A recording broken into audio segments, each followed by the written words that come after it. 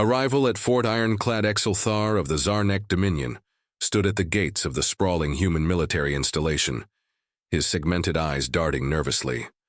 This was not the majestic and orderly structure he had expected from a species claiming to be the apex of evolution. Instead, the base teemed with chaos. Vehicles roared across uneven terrain. Soldiers barked commands at each other, and the acrid scent of exhaust and gunpowder hung heavy in the air. The soundscape was overwhelming, an incessant cacophony of drills, laughter, and the rhythmic pounding of boots against the ground. Zelthar adjusted his translator device, his mandibles clicking in a sign of unease. As an emissary of the Dominion, he had been tasked with assessing the combat readiness of humanity, an upstart species recently admitted into the galactic community. Rumors of their unpredictable nature had spread far and wide, and Zelthar was determined to uncover the truth.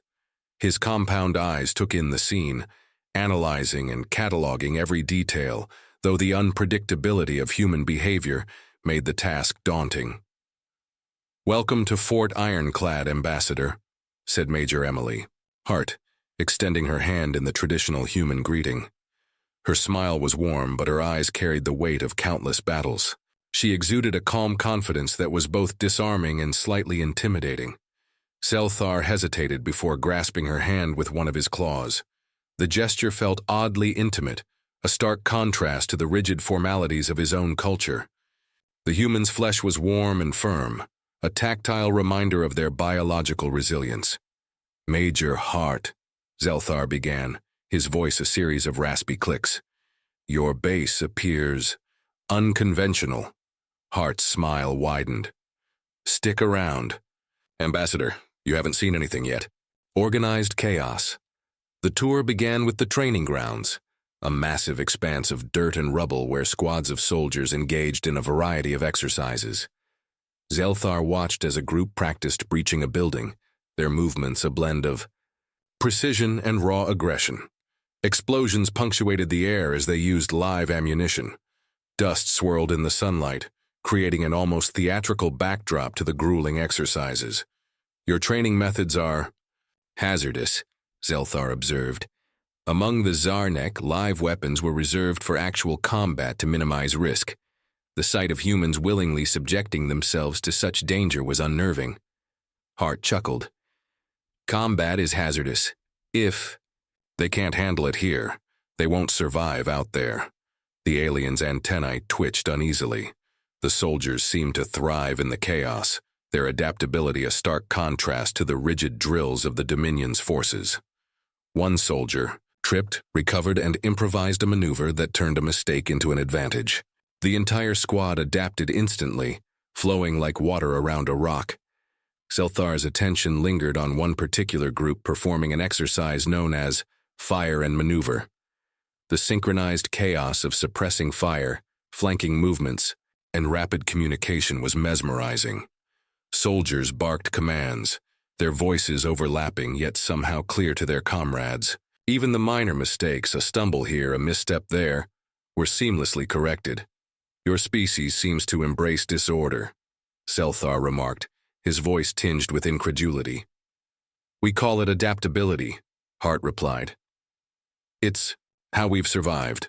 Zelthar noted the physicality of the humans, their muscles strained with effort, sweat glistening on their brows as they pushed themselves to their limits. It was a stark reminder of their evolutionary roots as predators.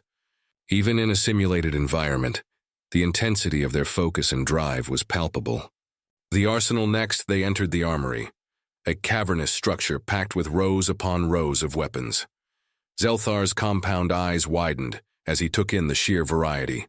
Ballistic rifles, energy-based weapons, explosives of every imaginable size, and a section ominously labeled experimental. The room buzzed with activity as technicians maintained and tested various devices. "You develop so many different types of armaments," Zelthar said. "Why not standardize? Efficiency would improve." Hart gestured at a rack of rifles. "Standardization works until the enemy finds a way to counter it. We prefer versatility. If one weapon doesn't work, we'll find one that does." Zelthar's claws tapped nervously against his side. The Dominion's doctrine valued precision and uniformity. The humans' willingness to constantly innovate and potentially risk catastrophic failure was both fascinating and terrifying. Hart stopped at a workstation where a young engineer was adjusting a prototype energy weapon. The device emitted a faint hum, its sleek design a stark contrast to the more rugged ballistic weapons.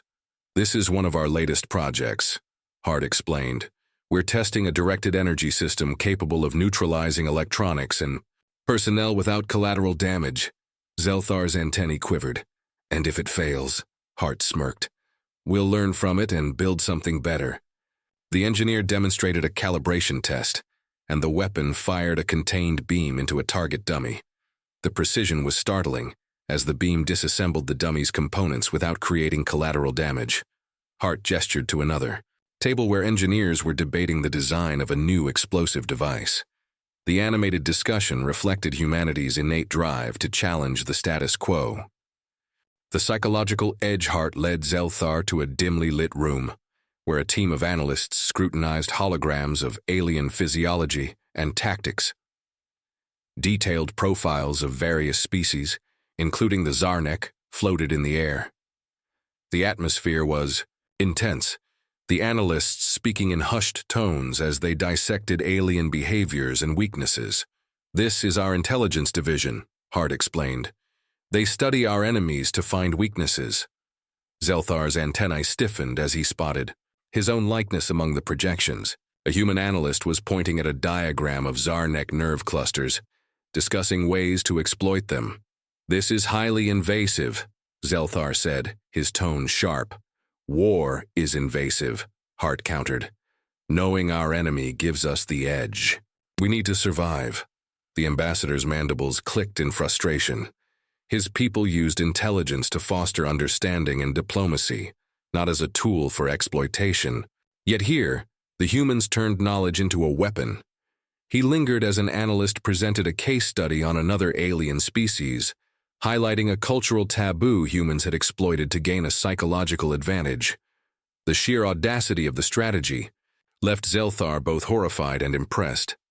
The analyst's willingness to think outside traditional boundaries made their tactics unpredictable and effective. A new perspective.